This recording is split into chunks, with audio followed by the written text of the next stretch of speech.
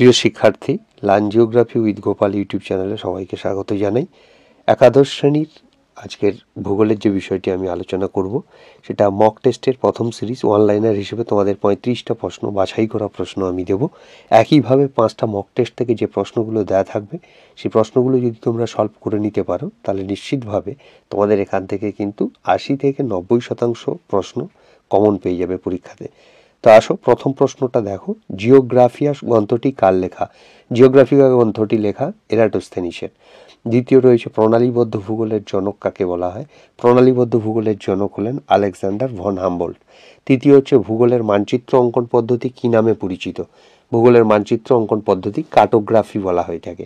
চারের প্রশ্ন রয়েছে পৃথিবীর উৎপত্তি সম্পর্কে সর্বপ্রথম মতবাদ কে দেন? পৃথিবীর উৎপত্তি সম্পর্কে সর্বপ্রথম মতবাদ দেন কান্ট। পাঁচের প্রশ্ন ভূত্বক এবং গুরুমণ্ডলের মাঝে কোন বিযুক্তি রয়েছে? ভূত্বক এবং গুরুমণ্ডলের মাঝে রয়েছে মোহ বিযুক্তি। একইভাবে তোমাদের 5টা বিযুক্তি রেখা যেগুলো রয়েছে সেগুলোকে ভালো করে করতে হবে, অর্থাৎ কনোরাডো বিযুক্তি রেখা, মোহরভিষেক বিযুক্তি রেখা, রেপিট্টি বিযুক্তি রেখা, গুটেনবার্গ বিযুক্তি রেখা এবং লেমন বিযুক্তি রেখা। 5টা বিযুক্তি রেখা এবং বিযুক্তি তলগুলো কত গভীরতায় অবস্থান করছে, তাদের আবিষ্কর্তার নাম কি, কত সালে এই বিযুক্তি তল আবিষ্কৃত হয়, এগুলো ভালো করে একটা কিন্তু তোমাদেরকে ভূ অভ্যন্তরের স্তরবিন্যাসে বা বিযুক্তি তলের যে প্রভেদগুলো রয়েছে এগুলোকে ভালো করে দেখতে হবে, অর্থাৎ ভূত্বক, কেন্দ্রমণ্ডল এবং গুরুমণ্ডল 3টে জিনিস দেখে নেবে। ভূকেন্দ্রে থেকে কোন কৌণিক দূরত্বের মধ্যে পি তরঙ্গ সিসমোগ্রাফে আসে না? অর্থাৎ পি তরঙ্গের ছায়াবলয় যেটা, সেটা হচ্ছে 103 ডিগ্রি থেকে 142 ডিগ্রি, যেটা হচ্ছে 6এর প্রশ্ন। 7এর প্রশ্ন যেটা রয়েছে তোমাদের, যে কেন্দ্রমণ্ডলের গড় উষ্ণতা কত? কেন্দ্রমণ্ডলের গড় উষ্ণতা হলো 6000 ডিগ্রি সেলসিয়াস। পরে 8এর প্রশ্ন, বহির্ভাবক আলোড়নের ফলে গঠিত হয় কি? বহির্ভাবক আলোড়নের ফলে গঠিত হয় মালভূমি। একইভাবে প্রশ্ন আসতে পারে যে পার্বত্য অঞ্চলে বা গিরিজনী আলোড়নের ফলে সৃষ্টি হয় কি? গিরিজনী আলোড়নের ফলে লক্ষ্য করা হয় হিমালয় পর্বত।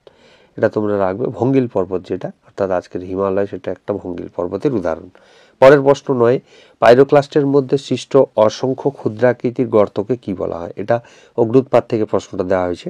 পাইরোক্লাস্টের মধ্যে সৃষ্ট অসংখ্য ক্ষুদ্রাকৃতির গর্তকে বলা হয় পিউমস। 10এর প্রশ্ন, এটা ভূমিকম্প থেকে, সর্বাধিক ধ্বংসাত্মক ভূকম্পীয় তরঙ্গের নাম কি? সেটা হচ্ছে এল তরঙ্গ। বিজ্ঞানী লফ সেটি 1911 সালে যে পৃষ্ঠ তরঙ্গ অর্থাৎ সারফেস ওয়েভ, সেখানে সারফেস ওয়েভ হচ্ছে এল তরঙ্গ, যেটার যেটাকে গতিবেগ অত্যন্ত কম, কিন্তু এটা কিন্তু বিধ্বংসী, অর্থাৎ সব থেকে বেশি ক্ষয়ক্ষতি হয় পৃষ্ঠে, অর্থাৎ ভূমিকম্পের উপকেন্দ্র থেকে ঠিক অনুভূমিকভাবে এই পৃষ্ঠ তরঙ্গ অর্থাৎ এল তরঙ্গ, এটা ধ্বংসাত্মক তরঙ্গ বলা হয়ে থাকে।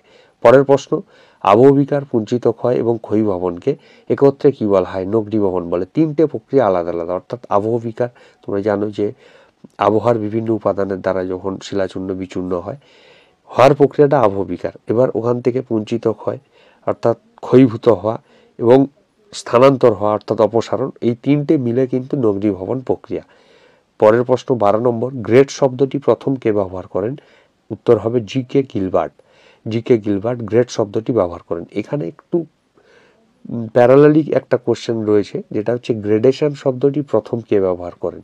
গ্রেডেশন মানে পর্যায়ন, আর গ্রেট কথাটা এটা আলাদা, অর্থাৎ এখানে গ্রেডেশন এবং গ্রেট দুটো কথাই কিন্তু আলাদা, ফলে দুটো কিন্তু মাথায় রাখবে মনে।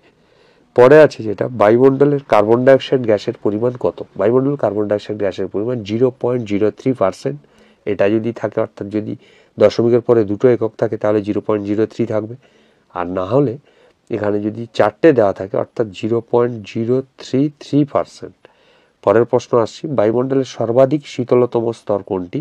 বায়ুমণ্ডলের সর্বাধিক শীতলতম স্তরটি হলো মেসোস্ফিয়ার, অর্থাৎ তৃতীয় স্তর এটি, এবং এর ওপরই স্তর মেসোপজ নামে পরিচিত, যেটার উচ্চতা 90 কিলোমিটার ঊর্ধ্বাকাশে, অর্থাৎ কোনো কোনো বইতে 85ও আছে, 85 থেকে 90।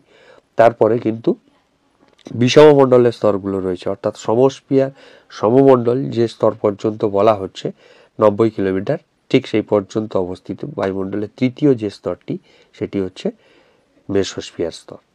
এই প্রশ্নটা এমনও আসতে পারে যেখানে বলতে পারে ঊর্ধ্বাকাশের দুটি উষ্ণ স্তরের মাঝে অবস্থিত একটি শীতল স্তরের নাম কি? সেক্ষেত্রে হবে মেসোস্ফিয়ার। পরের প্রশ্ন, মন্ট্রিল প্রোটোকল স্বাক্ষরিত হয় 1987 সালে। এটা ওজোন স্তর রিডিউসের জন্য এটা এই মানে সম্মেলনটা হয়েছিল। মন্ট্রিল প্রোটোকল চুক্তি স্বাক্ষরিত হয়েছে যেটা 1987 সালে। পরে আছে অ্যানথ্রোপোলজি গ্রন্থটির রচয়িতাকে। অ্যানথ্রোপোলজি গ্রন্থটির রচয়িতা হলেন র্যাটজেল। নিয়ন্ত্রণবাদের প্রবক্তা হলেন হামবোল্ট। 18 প্রশ্ন হচ্ছে, মানুষের পছন্দ অনুসারে পরিবেশকে বদল করার যে দৃষ্টিভঙ্গি বা অ্যাপ্রোচ সেটাকে কি বলা হয়? সেটা হচ্ছে সম্ভাবনাবাদ। 19 প্রশ্ন, পিগমি বা বান্টু এটা দুটো উপজাতি। এই উপজাতিগণ কোথায় বসবাস করে? কঙ্গো অরণ্যে। পরের প্রশ্ন, সৌদি আরবের পশুচারক গোষ্ঠীকে কি নামে ডাকা হয় বা পরিচিত নাম? সেটা হচ্ছে বেদুইন। অর্থনৈতিক ক্রিয়াকলাপের প্রথম ক্ষেত্রে নিযুক্ত শ্রমিকের পোশাকের রং কেমন হয়? সেক্ষেত্রে লাল হবে। এটা মাথায় রাখবে, তোমাদের এই জায়গা থেকে একটা প্রশ্ন কিন্তু আসলেও আসতে পারে। অর্থনৈতিক ক্রিয়াকলাপের প্রথম ক্ষেত্রে নিযুক্ত শ্রমিকের পোশাকের রং লাল, দ্বিতীয় ক্ষেত্রে ব্লু আর ব্ল্যাক, তৃতীয় ক্ষেত্রে পিঙ্ক, চতুর্থ ক্ষেত্রে হোয়াইট এবং পঞ্চম ক্ষেত্রে গোল্ডেন। এই কালার সিরিজটাকে তোমরা মাথায় রাখবে, কারণ এখান থেকে শর্ট প্রশ্ন আসতে পারে। পরের প্রশ্ন, পরিষেবামূলক ক্ষেত্র কোন স্তরের ক্রিয়াকলাপ? পরিষেবামূলক ক্ষেত্র হলো তৃতীয় স্তরের ক্রিয়াকলাপ, কারণ প্রথম স্তরে কৃষি, দ্বিতীয় স্তরে শিল্প, তৃতীয় পরিষেবা, চার হচ্ছে আধুনিক যেটা ব্যবস্থা সেটা হচ্ছে 4, এবং 5 যেটা 5 হচ্ছে আরও তার থেকে উন্নত, অর্থাৎ সেখানে সিও কোম্পানির যারা থাকে, অর্থাৎ উচ্চ পদস্থ যে সমস্ত কর্মচারী তারা পঞ্চম স্তরে। এই জায়গাটা একটু তোমরা ভালো করে দেখবে। পরের প্রশ্ন, জনসংখ্যা এবং জমির তারতম্যের উপর ভিত্তি করে কোন কৃষি প্রণালী গড়ে উঠেছে? প্রগাঢ় কৃষি ব্যবস্থা। 24 প্রশ্ন, কেরালার স্থানান্তর কৃষি কি নামে পরিচিত? এটা পোনাম নামে পরিচিত। এই জায়গাটা দেখবে যে এই স্থানান্তর কৃষির যে বিভিন্ন দেশে বিভিন্ন নাম, সেটাকে একটু ভালো করে দেখতে হবে। 25 প্রশ্ন, নাবার্ড পুরো নাম? নাবার্ডের পুরো নাম হচ্ছে national bank for agriculture and rural development. 20 প্রশ্নে, যে কৃষি ব্যবস্থায় বছরে 2-এর বেশি ফসল উৎপাদিত হয়, অর্থাৎ 2বারের বেশি ফসল উৎপাদিত হয়, তাকে বলা হয় অলিগোকালচার। আর একবার হলে সেটাকে বলা হয় মনোকালচার। তো 27 প্রশ্ন, পৃথিবীর শ্রেষ্ঠ আখ উৎপাদনকারী দেশ কোনটি? আখ উৎপাদনকারী দেশ পৃথিবীর শ্রেষ্ঠ ব্রাজিল। এটাকে কফির পাত্র বলা হয়।